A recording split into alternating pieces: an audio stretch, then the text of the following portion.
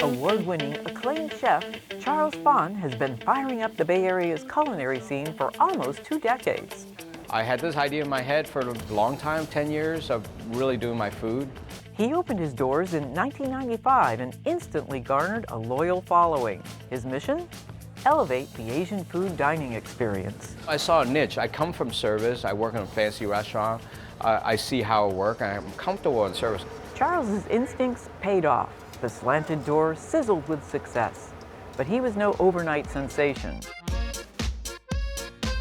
Phan's journey began an ocean away. His childhood was spent in Dalat, Vietnam, a city heavily influenced by the French. I barely remember, but Mom took me to a French restaurant, and everybody ordered like the casserole, and I was the only guy that ordered the lobster. Phan's sophisticated palate was evident early on. Started drinking when I was in like 5 years old. Coffee, I mean, not drinking alcohol. Grandmother would let me dip my cookie into her coffee. And Dad had a general store, so I was grinding coffee. That was my job.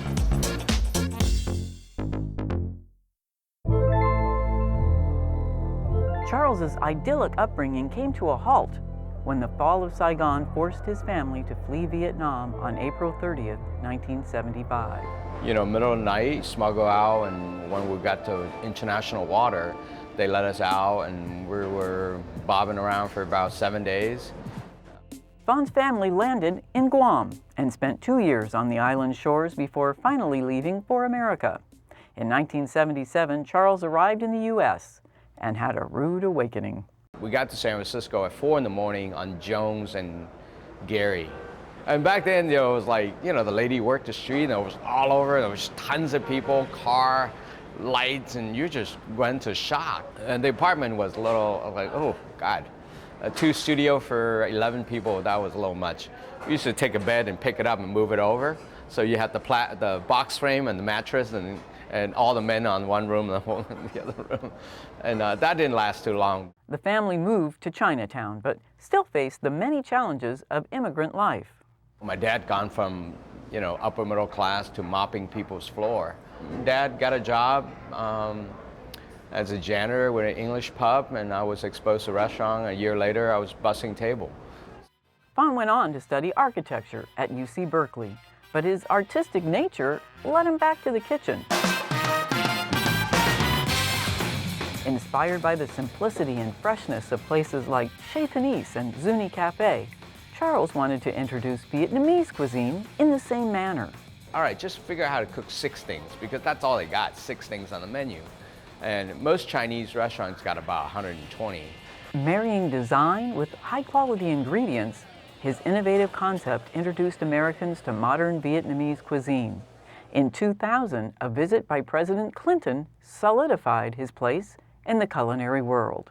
They come on a Sunday unannounced. They say they're from a church group. They want a table for 25. And it's like, we don't have table for 25 in 2 hours. You get here, you get here. Next thing you know, sharpshooters on the roof, the whole block got shut down. I was on my way to work. President Clinton came in and ate. The layout is pretty much the same, but this is pretty much where Clinton sat. It was a huge honor to have a president eat your food. I mean, it's really humbling. And one of the things I feel most proud of is just, you know, being immigrant and being Asian, sometimes you feel a little chip on the shoulder saying people don't take you seriously on the design world, your food. These days, Phan's multi-million-dollar enterprise is serious business. His 7 restaurants pepper the city's landscape and serve almost 1,000 meals a day. The Slanted Door's current location sits on prime real estate, anchoring the historic Ferry Building. On any given day, you'll find a combination of movers and shakers from the financial district and eager tourists vying for a seat. It has been amazing, you know. I mean, I would never imagine where we are today. Is this you? Okay, in that case, I'm okay. Charles Phan has come a long way, from washing dishes to dishing with the elite.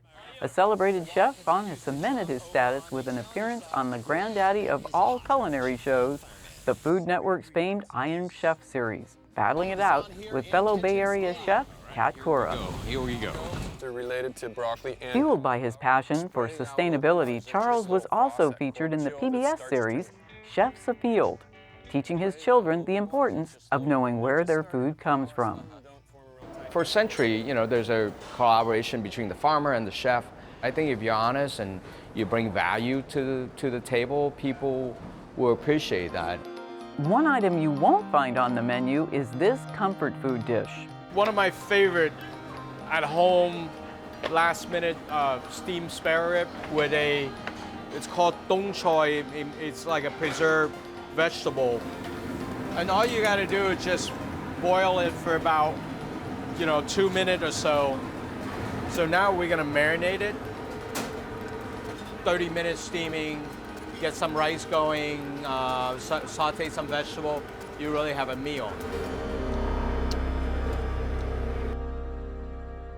Phan has really raised the culinary bar. He was recognized with the prestigious James Beard Award for Best Chef California 2011.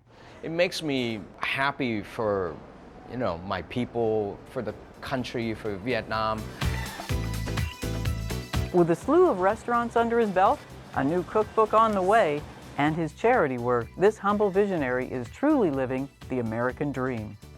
But really, at the end of the day, at my funeral, I want people to say, I made a difference. He really tried.